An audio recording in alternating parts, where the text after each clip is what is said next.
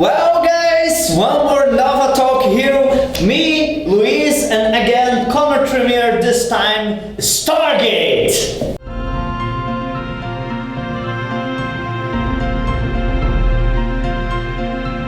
Well, we are back here with you for a second interview, and begin, I want to give you a shirt for our fan club, the 30th anniversary.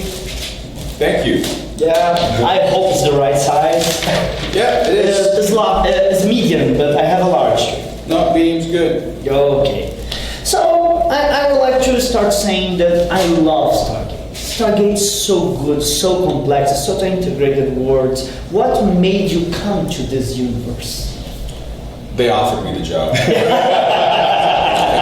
That's the truth. I had never seen an episode. And, never seen an episode? You hate MacGyver? No, I love MacGyver. I had just never seen an episode of Stargate. But the character of Michael intrigued me, and so I asked if I could audition for it, and they called back really quickly and said I could have it if I wanted it, and it turned out to be a really interesting, fortunate experience for me, because coming off the heels of playing somebody as sort of, such a nice guy. Such an all-American guy's trip to going into like a really complicated, I wouldn't say, well, no, kind of evil guy, was a lot of fun to do. But Michael came back so many times. That was planned or was just canceled? As far as I know, it was planned to be one episode. But Michael was a very interesting person, unique of his species, and a rate, very different rate. Well, like the complexity of the person. I did, because he was in purgatory. He was nowhere, because he wasn't a wraith anymore, and he wasn't a human, and he was cast out from anywhere that he was supposed to be, and he had to invent really his own new reality and to fight for it. And I thought that was a really interesting thing to play. But also, as opposed to sometimes you wind up with characters who are evil or bad, they don't have any background that supports that. He was literally trying to survive. Now his method of survival was, of course, trying to destroy Atlantis and everybody. But that's because he was at every turn trying to be destroyed by the people who were after him. I have one question of fan. In a fight scene between you and Jason Momoa, who would win? I would. Has anybody seen him recently? Throwing knives and stuff, who cares? But seriously, how was to get a punch from Momoa? He's a very good fighter, and I'm a pretty good fighter too. We have a lot of experience in fighting on screen, and what it winds up being is a dance. How long to prepare the scene? A lot of time. No, quickly. No, there were only a couple of occasions where we'd have some choreographed rehearsal the day before. That's not true. We usually did some rehearsal the day before we did a fight. Oh, very quickly, it was very good. Yeah, and then you'd have your idea of the fight, and the guy who did the fight choreography was a really good choreographer, and it would always change a little bit once you got on set. The set would be different than your imagination of what was happening. Okay. And Professor Langford, how it became in your life? Yeah, because you came back to Stargate. The Orange series, Orange show. What's your question? How was to do Professor Langford? I don't know how to say it. We've skipped on. I changed it. We went to Stargate Origins. That was also interesting because they, in the movie, he's an old man. Yeah. And this was supposed to be taking place a little after that, I think. Yes. And so when they hired me, I said, listen, it was very intimidating with the idea on film playing somebody older than you, significantly older than you can look like an idiot. And so I said to them, I was like, look, I'm going to be very specific about how old I'm going to allow you to make me. I mean, you didn't hire an older person for this. You hired me. So we did some makeup testing, and my makeup people were great. Lainey was awesome. And I was like, I'm not going to walk with a cane.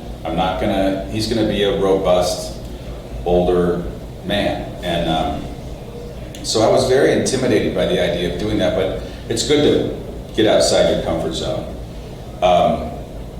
And you know, I have to say that when I saw it, that I was pretty satisfied with what I did. I felt good about it. I guess you'd say it was my Teddy Roosevelt. Yeah. But also, the thing that was really the most difficult was to speak the ancient Egyptian. Yeah. I did a lot. And I learned it the wrong way. Some of the actors learned it phonetically, or some of the actors they actually learned the words. And because I had so much, I felt like, and I had so little time to learn it, that I would learn it phonetically, which was a mistake. Because if I got tripped up on something, I didn't know where I was. Because I was literally just making sounds as far as I was concerned. But fortunately, I was able to, to get through it. Do you have any chance to see or Michael or Professor Langford? Yeah, returning for Stargate. You don't know. No idea. Nobody's called yet. I don't know what their plan is. I know that it's in the air that they've talked about another Origins thing, but I have no idea if I'd be involved, and I don't imagine that Stargate Atlantis is coming back anytime soon. But again, I don't know. I mean, I think they're probably going to reboot the series in some fashion. In fact, I know that they did Stargate Origins to sort of test the waters to see if there was enough interest in there. I guess there was a show in there in Origins because it was to be a mini-series, not a pilot, right? Oh no, it was meant to be a web series of 8 to 15 minutes long, though they wrote an entire screenplay that told a whole narrative. But I don't know. Yeah, they don't usually tell us what their plans are. So, but I really believe, my instincts tell me that they will do another Stargate, probably on their. Well, it's very different to play, to gravar o Star Trek and Stargate. How was so much different to be on Star Trek and then Stargate? What's the main difference between the franchises? Work in the franchise and work with the people, work with the group. I don't know. It's very different. It's a fun question, really. I don't know. It's everything different. I think the main, very, very similar, especially working on the set. Everybody was very, very kind and gracious and hardworking. Both sets were similar in that. I think the main difference between Star Trek and Stargate is that at its best, Star Trek is committed to a message, a particular message. And I think that Stargate is typically classic sci-fi that isn't necessarily, going towards something specific. So that would be the main difference. But I don't know. I don't really know if Star Trek these days is going towards that either. So, but my experience would be that. But again, it's hard to answer that question because, I was doing one particular thing on that show, which was trying to disrupt whatever was happening. And I don't know, that if there is a difference, it would be that.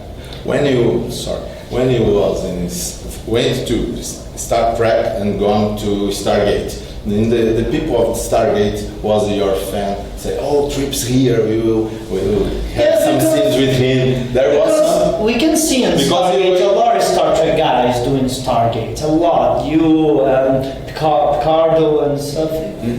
So there was John Billingsley and John did it. of course, the last did it. So there was three fans in the group of Stargate. They said, "Oh my, Trip is here." On the set? Yeah, on the production. The production, the people.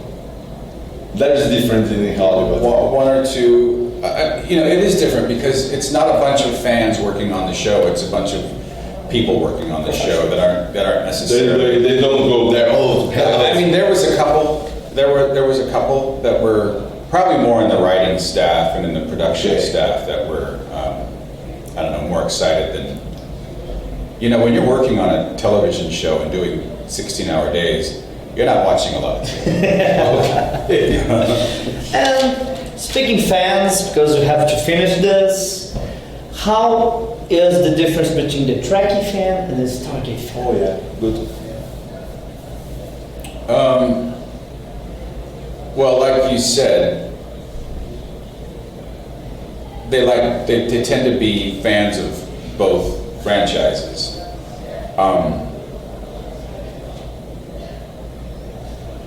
Star Trek fans definitely mention message much more and idealism much more than Stargate fans, I think. But I have to say that science fiction fans in general tend to be more open to the message of what our possibilities are very different. The conventions, Star Trek conventions and Stargate conventions, similar. Yeah, they're also set because conventions in general are set up the same way. Okay. And like I said, a lot of times the people who've gone to a Star Trek convention in, say, Chicago, also go to the Stargate convention in Chicago. Not always the case, but they're not independent of one another. They're very similar. Okay. Well, that's it. That's it. Thank you for coming to our little show, for coming to Brazil, and we hope to have still a little surprises for you at the convention. Okay. Good surprises. I don't like it. I hope to be good surprises.